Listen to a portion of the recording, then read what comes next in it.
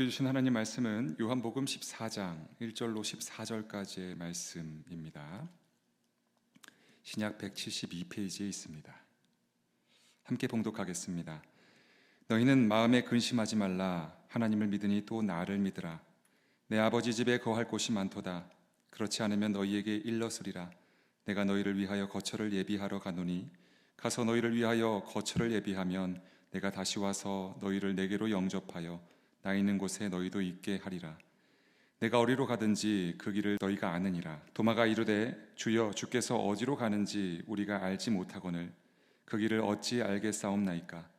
예수께서 이르시되 내가 곧 길이요 진리요 생명이니 나로 말미암지 않고는 아버지께로 올 자가 없느니라. 너희가 나를 알았더라면 내 아버지도 알았으리로다. 이제부터는 너희가 그를 알았고 또 보았느니라. 빌립이 이르되 주여 아버지를 우리에게 보여주옵소서. 그리하면 족하겠나이다. 예수께서 이르시되 빌립아 내가 이렇게 오래 너희와 함께 있으되 내가 나를 알지 못하느냐. 나를 본 자는 아버지를 보았거늘 어찌하여 아버지를 보이라 하느냐. 내가 아버지 안에 거하고 아버지는 내 안에 계신 것을 내가 믿지 아니하느냐. 내가 너희에게 이르는 말은 스스로 하는 것이 아니라 아버지께서 내 안에 계셔서 그의 일을 하시는 것이라. 내가 아버지 안에 거하고 아버지께서는 내 안에 계심을 믿으라. 그렇지 못하겠거든 행하는 그 일로 말미암아 나를 믿으라. 내가 진실로 진실로 너에게 이르노니 나를 믿는 자는 내가 하는 일을 그도 할 것이요 또한 그보다 큰 일을 하리니 이는 내가 아버지께로 감이라. 너희가 내 이름으로 무엇이든지 구하든지 내가 행하리니 이는 아버지로 하여금 아들로 말미암아 영광을 받으시게 하려 함이라. 내 이름으로 무엇이든지 내게 구하면 내가 행하리라. 아멘. 사순절 세일의 특별 새벽 기도에 기도자로 승리하신 성도님들을 주님의 이름으로 환영하고 축복합니다. 오늘 본문은 낙심한 제자들을 향해 예수님께서 위로하시는 장면으로 시작하고 있습니다. 1절에 보면 너희는 마음에 근심하지 말라. 하나님을 믿으니 또 나를 믿으라 라고 위로하고 계십니다. 대체 제자들에게 무슨 일이 있었던 것일까요? 이에 대하여 우리는 이미 앞서서 다루었습니다. 예수님께서 제자들의 곁을 떠나 아버지께로 돌아가신다는 예언의 말씀을 하셨고 또 제자들 중에 한 사람이 예수님을 배신하게 될 것이라는 예언의 말씀, 그리고 나아가 수제자 베드로마저 예수님을 부인하게 될 것이라는 예언의 말씀을 들었습니다. 믿을 수 없고 또 믿고 싶지 않은 이 예수님의 예언의 말씀들은 당시 제자들에게 청천벽력과도 같았을 것입니다. 그러나 제자들의 마음이 공감이 된다고 해서 제자들의 행동이 합당한 것이 될 수는 없습니다. 왜냐하면 이해가 되고 납득이 되는 것을 떠나서 그들의 행위가 주님의 기준에 있어서 옳고 그름이 판단될 수 있기 때문입니다. 그것이 중요하다라는 것입니다. 그러한 관점에서 오늘 본문에 예수님께서는 이 제자들의 이 낙심을 그대로 방조하고 계시지 않습니다. 그들의 근심, 그들의 낙심, 그들의 슬픔에 제동을 거십니다. 그리고 그 마음을 교정하시죠. 즉 그들의 낙심은 주님의 기준에 있어서 옳은 것이 아니었음을 우리는 확인할 수가 있게 됩니다. 사실 오늘 본문에서 소개되고 있는 이 낙심하는 제자들의 모습은 한 치 앞도 예상하지 못하여 항상 두려움 속에, 불안함 속에, 초조함 속에 살아가고 있는 우리들의 모습과 너무나 닮아 있습니다. 그러하기에 오늘 본문에서 제자들을 향한 주님의 그 제동하심과 또 교정하심은 우리의 신앙을 점검하고 또 바로 세우는 일에 큰 유익을 가져다 줄 것이라 믿어 의심치 않습니다. 인생이란 수많은 갈림길에 선택들이 모여져서 이루어진다라고들 합니다. 그러나 안타깝게도 우리에게는 어떠한 길이 옳은지 또 어떠한 길이 쉬운지 또 어떠한 길이 평탄한지를 분별할 능력이 우리에게는 없습니다. 간절히 바라기는 오늘 말씀을 통하여 그 안에 담겨진 주님의 가르치심을 함께 나누는 가운데 그 분별의 능력을 공급받는 그러한 기쁨과 감격이 우리 모두에게 있기를 주님의 이름으로 축원합니다. 앞서 언급했듯이 오늘 본문의 제자들은 예수님께서 이제 곧 자신들을 떠나서 아버지께로 돌아가게 될 것이다 라는 그 말씀을 듣고 낙심을 하게 되죠. 예기치 않은 위기 앞에 절망을 느끼고 있는 우리들의 모습과 너무나 닮아 있습니다. 예수님의 예언의 말씀은 하나같이 예수님을 향한 제자들의 기대를 무참히 깨트려 버렸습니다. 스물스물 제자들의 그 마음에 실망감과 서운함이 자리 잡았을 것이 분명합니다. 그러나 우리는 여기서 그 제자들의 마음에 주목하는 것이 아니라 예수님의 마음에 주목해야 합니다. 다시 말하면 예수님을 향한 제자들의 그 기대, 그것을 무참히 깨트린 것, 그 제자들의 그 서운한 마음에 집중하는 것이 아니라 오히려 제자들을 통해서 제자들의 행위로 인하여 예수님께서 실망하셨다라는 것, 거기에 우리는 주목을 해야 하는 것이죠. 그 사실을 오늘 본문 4절에서 확인할 수가 있는데, 4절에 보면은 내가 어디로 가든지 그 길을 너희가 아느니라 라고 말씀하십니다. 즉 여기서 우리가 확인하게 되는 것은 예수님께서 제자들을 향해 기대를 가지고 계셨다라는 것입니다. 그런데 그 기대를 제자들이 저버렸다라는 것이죠. 이것이 먼저였다라는 겁니다. 예수님께서 제자들의 기대에 부응하지 못하고 그 기대를 저버리는 것이 먼저가 아니라 예수님의 기대에 제자들이 부응하지 못한 것이 먼저였다라는 것이죠. 즉 지금 제자들이 예수님께 보이는 행동은 적방하장격인 행위라는 것입니다. 알다시피 예수님의 제자들은 3년이 넘는 기간 동안에 예수님과 동고동락하면서 지내왔습니다. 그러니 다른 사람은 몰라도 제자들만큼은 예수님의 마음을 헤아릴 수 있었어야 했습니다.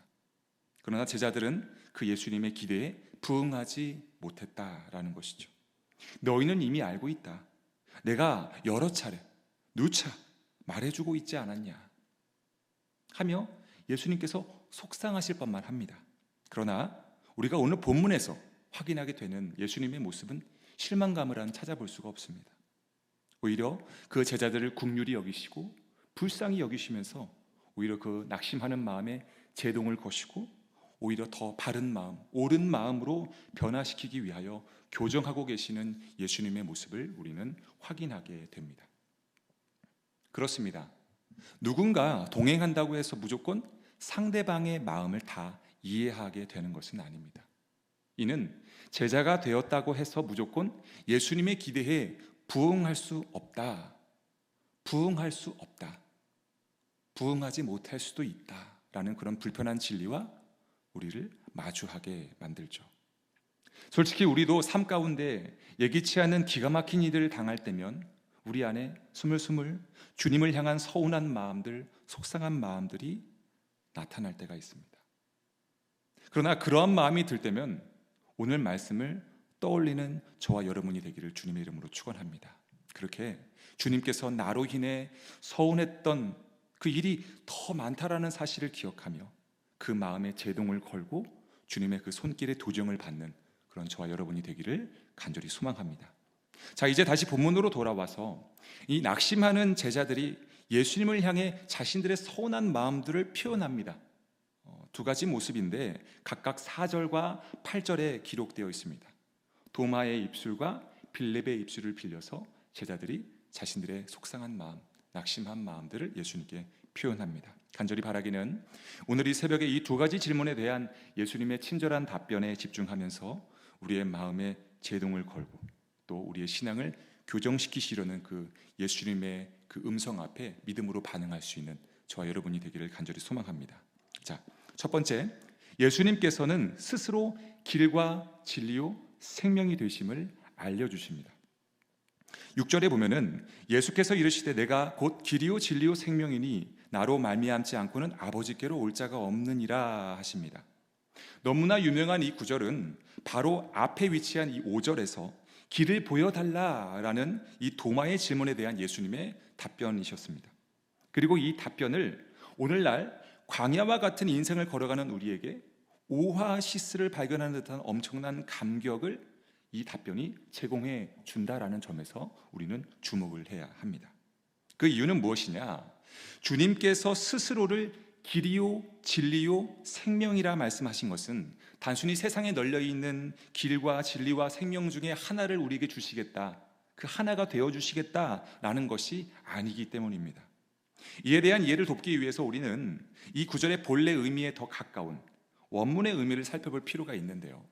왜냐하면 이 원문에 보면은 이 헬라어 원문에는 이 구절에 이 길과 진리와 생명 앞에 각각 해라는 정관사가 위치하고 있기 때문입니다. 또 이와 동일하게 영어 버전에서는 더라는 정관사가 각각 위치해 있다라는 거죠.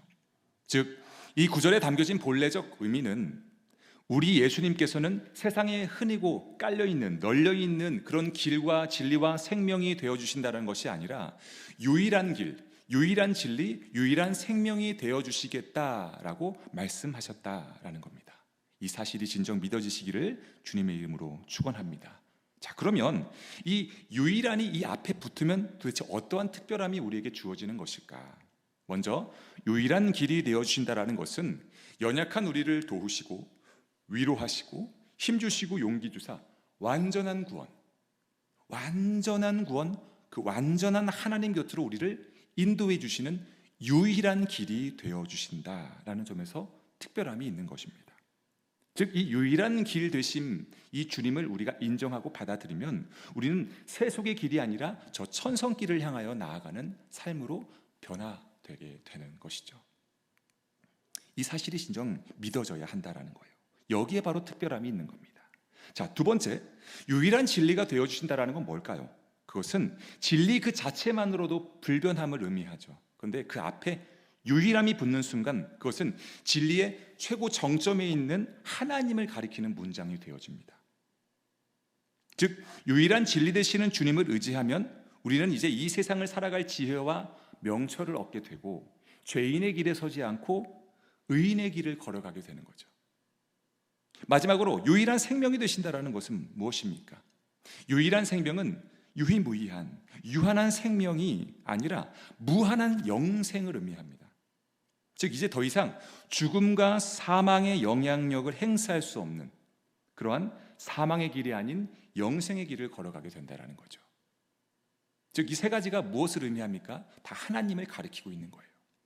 유일한이 붙는 순간 우리의 인생길을 하나님으로 인도하는 그러한 길과 진리와 생명이 될 수 있다라는 것이죠. 사랑하는 성도 여러분, 현재 광야와 같은 그러한 인생길을 걸어가고 있다면, 어두운 그림자가 우리 인생길에 드리워져 있다면 우리 주님을 유일한 길, 유일한 진리, 유일한 생명으로 믿으시기를 주님의 이름으로 축원합니다. 그러면 그분께서 우리를 선한 길, 의의 길, 영생의 길로 인도해 주실 것입니다. 두 번째, 예수님께서 스스로 하나님 되심을 보여주고 계세요. 우리 9절 말씀을 한번 보면요, 예수께서 이르시되 빌립아, 내가 이렇게 오래 너희와 함께 있으되 내가 나를 알지 못하느냐? 나를 본 자는 아버지를 보았거늘 어찌하여 아버지를 보이라 하느냐 말씀하시죠. 이 9절도 바로 앞에 위치한 이 8절에 하나님을 보여달라, 하나님을 보여달라는 이 제자 빌립의 질문에 대한 예수님의 답변이셨습니다. 그때 예수님 뭐라고 말씀하십니까? 나를 본 자는 아버지를 본 것이다. 이 사실이 진정 믿어져야 합니다. 예수님을 온전히 하나님으로 인정하는 일에 조금도 부족함이나 주저함이 없어야 한다라는 것이죠. 예수님 당시 헬라인들은 사람은 결코 신을 직접 볼 수 없다라고 믿었습니다. 특히 유대인들은 이 세상에 하나님을 본 사람이나 볼 사람은 한 사람도 없다라고 철석까지 믿고 있었죠. 그러므로 이러한 사상에 깊은 영향을 받고 있던 예수님의 제자들은 예수님과 가장 가까이에서 예수님과 함께 동고동락했지만, 그분을 모셨지만, 그럼에도 불구하고 예수님을 하나님으로 인정하는 일이 결코 쉽지 않았다라는 것을 우리는 예상할 수 있습니다.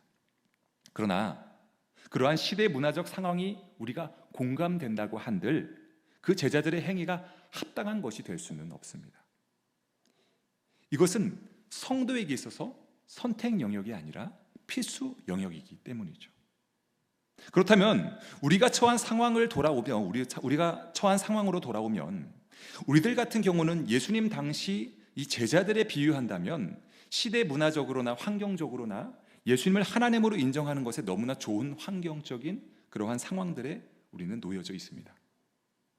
우리에게 예수님께서 하나님이 되신다라고 입을 모아 증언하는 성경책이 있고 또 예수님을 만나 인생이 변화된 성도들의 수많은 간증이 있으며 또 바로 우리 자신, 부활하신 주님을 만나고 하나님 되신 예수님을 만나서 변화된 우리의 모습이 바로 증거이기 때문입니다.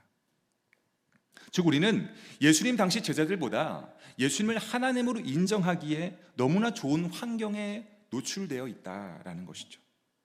결코 핑계를 댈 수가 없다라는 것이죠. 간절히 바라기는 이제 뻔하게 들통날 그 핑계를 멈추시고 예수님을 온전히 하나님으로 인정하는 그 일을 선택할 수 있는 저와 여러분이 되기를 주님의 이름으로 축원합니다. 그러나 그럼에도 불구하고 여전히 그 예수님이 하나님 되심을 온전히 믿지 못하는 사람들이 있을 수도 있습니다. 핑계가 아니고 확신이었기 때문이죠. 그러나 낙심하지 마시기 바랍니다. 왜냐하면 예수님께서는 그러한 상황도 미리 상정하고 계셨음을 오늘 본문은 우리에게 증언하고 있기 때문입니다. 이에 대해서 예수님께서 오늘 본문 11절에 이렇게 말씀하십니다. 내가 아버지 안에 거하고 아버지께서 내 안에 계심을 믿으라. 그렇지 못하겠거든 행하는 그 일로 말미암아 나를 믿으라. 자, 여기서 우리가 주목할 부분은 후반절에 위치한 그 일로 말미암아 나를 믿으라라는 말씀입니다. 왜냐하면 여기에는 만약 예수님께서 하나님 되심을 그대로 믿는 일에 어려움이 있다면, 확신이 들지 않는다면 예수님께서 친히 행하신 그 행적들을 더듬어 보는 한이 있더라도 반드시 믿기를 바란다는 그 주님의 간절한 마음이 담겨져 있기 때문이죠. 물론 보지 않고 믿는 자가 더 복되기 때문에 이 방법을 굳이 추천해 드리고 싶지는 않습니다. 그러나 믿지 않는 것보다야 더 낫다라는 것이죠. 사랑하는 성도 여러분, 이 새벽에 주님 앞에 더욱 솔직해지셨으면 좋겠습니다. 믿는 척, 아는 척, 그것을 멈추고 지금 내 안에 아주 조금이라도 예수님을 하나님으로 인정하는 일에 주저함과 불신의 마음들이 있다면 이 시간 말씀을 통해 증언하시는 그 예수님의 그 놀라운 행적들을 마음에 새기는 일을 주저함이 없으시기를 바랍니다. 그것에 도움을 받는 일에 주저함이 없어야 한다는 거예요. 이는 결코 부끄러운 일이 아닙니다. 믿지 않는 것보다야 더 낫다라는 것을 기억할 수 있는 저와 여러분이 되기를 간절히 소망합니다. 이를 다른 말로 표현하자면 주께서 베푸신 은택과 은총을 기억하라라는 거예요. 기념하라라는 겁니다. 그리고 감사하라라는 겁니다. 간절히 바라기는 이 새벽에 한 사람도 빠짐없이 이 일들을 통하여, 이 과정을 통하여 예수님이 진정 하나님 되심을 온전하게 인정하는 신앙의 도약이 이루어지는 그런 이 새벽이 되기를 간절히 소망합니다. 오늘 말씀을 맺겠습니다. 사랑하는 성도 여러분, 강야와도 같은 우리의 인생길에 참된 안식과 평강을 누리기 위해서는 우리의 어떠한 도덕적 선행과 덕을 쌓는 행위를 통해서 이룰 수 없습니다. 오직 이 세상의 유일한 길과 진리와 생명이신 예수 그리스도 안에서만 가능하다라는 사실을 믿으시기를 주님의 이름으로 축원합니다. 유일한 길 되신 주님 위에서 천성길을 걸어가시기를 축원합니다. 유일한 진리 안에서 의인의 길을 걸어가시는 저와 여러분이 되기를 간절히 소망합니다. 또 유일한 생명이 되신 주님으로 인하여 사명의 길이 아니라 영생의 길을 걸어가는 저와 여러분이 되기를 주님의 이름으로 축원합니다. 그리고 그 무엇보다 혹시 여전히 내 마음에 예수님을 하나님으로 인정하는 일에 일말의 의심이 있다면 오늘 말씀을 통해 주시는 그 주님의 권면을 따라 부끄러워하고 주저하지 않고 주께서 행하신 행적들을 살펴보며 그것을 내 마음에 새기며 그것을 기념하며 뜨겁게 감사하는 가운데 온전하게 그 사실이 믿어지는 그러한 기쁨과 감격으로 충만한 이 새벽이 되시기를 주님의 이름으로 축원합니다. 기도하겠습니다. 하나님 아버지 감사합니다. 오늘도 새벽을 깨워 나의 신앙을 점검하며 기도하게 하시니 감사합니다. 옷을 찢지 않고 가슴을 찢으며 상한 심령으로 주님 앞에 나아갑니다. 주님, 강야와 같은 인생길에 유일한 길, 유일한 진리, 유일한 생명으로 찾아와 주시고 우리를 푸른 초장 쉴만한 물가로 항상 인도해 주시니 감사합니다. 그럼에도 불구하고 때때로 예기치 않게 찾아오는 고난 앞에 우리는 주님의 그 기쁘신 계획과 뜻을 헤아리지 못하고 주님을 향해 서운한 마음을 감추지 못했음을 고백합니다. 주님, 우리의 믿음 없음을 용서하여 주옵소서. 성령님, 이 시간 우리의 마음에 임재하여 주셔서 주님을 향한 전심을 보이게 하옵소서. 천성길을 걷게 하시고 의인의 길을 걷게 하시며 영생의 길을 걷게 하옵소서. 오늘 이 새벽에 우리의 무지함을 용서하시고 아둔한 마음에 제동을 걸어주시고 성숙한 성도의 모습으로 교정되어지는 믿음의 도약이 있는 이 새벽으로 하나님 사용하여 주옵소서. 오늘도 우리의 모든 필요를 미리 아시고 모든 준비를 마치신 주님을 온전히 의지하며 두 손 들고 주님 앞에 담대히 나아갑니다. 아무것도 염려하지 말고 오직 모든 일에 기도와 간구로 감사함으로 아랠 때 예비하신 복과 은혜를 충만하게 누리는 이 새벽이 되게 하옵소서. 우리를 죄악에 속하신 예수 그리스도의 이름으로 간절히 기도합니다. 아멘. 이 시간 들은 말씀 기억하며 주여 한번 간절히 부르짖고 통성으로 기도하겠습니다. 주여,